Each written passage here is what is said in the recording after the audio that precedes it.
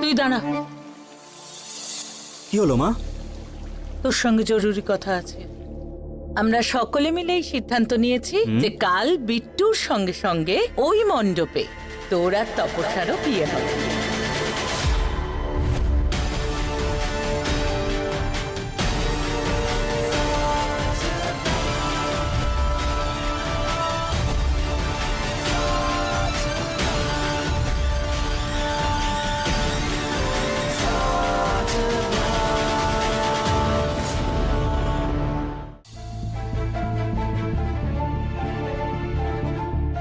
মা, আমি তো তোমাকে বলেছিলাম যে আমার একটু টাইম লাগবে। তারপরেও আমি আর তপস্যা একে অপরকে এখনো চিনিও না, আর ডাইরেক্ট বিয়ে। মা, কি জানতে চাও আমাকে বলো। বাবা আমি চাইছিলাম যে একবার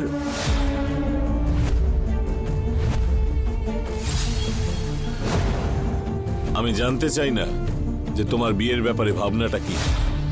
আর বিয়েটা ছেলে খেলা নয়, সেই জন্য বিয়ের সিদ্ধান্ত বাড়ির বড় এবং অভিভাবকরা করে। তাই আমরা সিদ্ধান্ত নিয়েছি তোমার বিয়েটা কালকেই হবে। হয়েছে?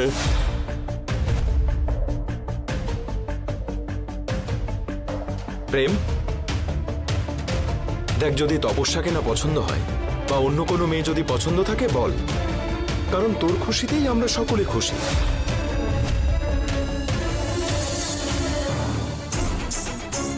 এ তুমি কি বলছো ঠাকুরপো? যদি আমার প্রেমের অন্য কোনো মেয়েকে পছন্দ হতো তাহলে সেটা তো আমি জানতাম। প্রেম, তুই আমার সব কথা শুনে এসেছিস, এইবারও আমায় ভরসা কর। একবার তোর বিয়ে যদি তপস্যার সঙ্গে হয়, তুই নিজে এসে আমাকে ধন্যবাদ জানাবি। প্রেম, ভাগ্য তোদের দুজনকে এক করেছে, আর তাই কাল বিট্টুর সঙ্গে সঙ্গে ওই মণ্ডপে তোর আর তপস্যারও বিয়ে হবে। মা, কেন তুমি বুঝতে পারছো না? আমি তো তোমাদেরকে বলেছিলাম যে একবার আমার কথাটা তো শোনো, তারপর তোমরা যা বলবে তাতেই আমি রাজি। আবার কি বলতে চাইছে ও? আচ্ছা প্রেম এটা বলে দেবে না তো যে আমি ওর সঙ্গে মন্দিরে যাইনি? প্রেম, এই বাড়িতে প্রথম থেকে যদি কারো কথা শুনে থাকি তাহলে সেটা তোর। কারোর জেদ পূরণ হলেও সেটা তোরই। জানিস কেন? কারণ আমরা সবাই তোকে খুব ভালোবাসি, হয়তো সব থেকে বেশি। আর তোর মনে হচ্ছে আমরা সবাই ভুল সিদ্ধান্ত নিচ্ছি। আরে বাবা, আমি তো এটা বলছি না যে তোমরা ভুল সিদ্ধান্ত নিচ্ছ। আমি তো শুধু এটাই বলছি যে আমার একটু সময় লাগবে। মানে বিয়ের আগে দুজনে মিলে একটু কথাবার্তা বলি, আমার মন কি চায় সেটা একটু বুঝি, আমি ওকে একটু জানার চেষ্টা করি। মা, অন্তত তুমি তো একটু বোঝো। তোর সময় চাই তো, তোর যত সময় চাই তুই নিয়ে নে।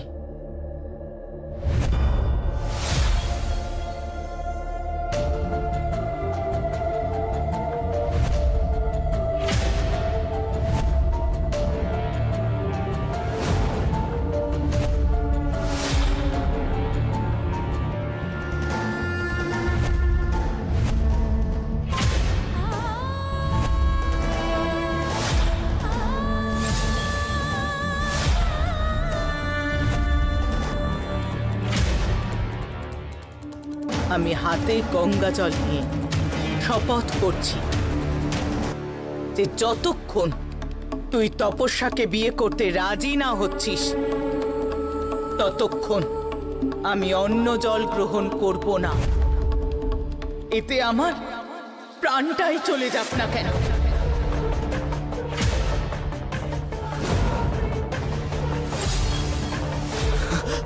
মা, এসব কি ছেলে মানুষই? এটা ছেলে মানুষই নয়, তোর মা শপথ করছে।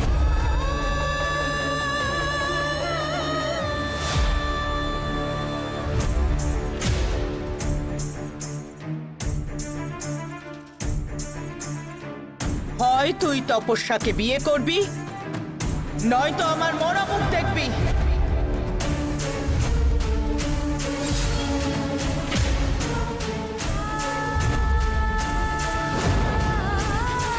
মা, এই যে প্রেম, তোমার লজ্জা হওয়া উচিত। তোমার মায়ের চোখের জল দেখো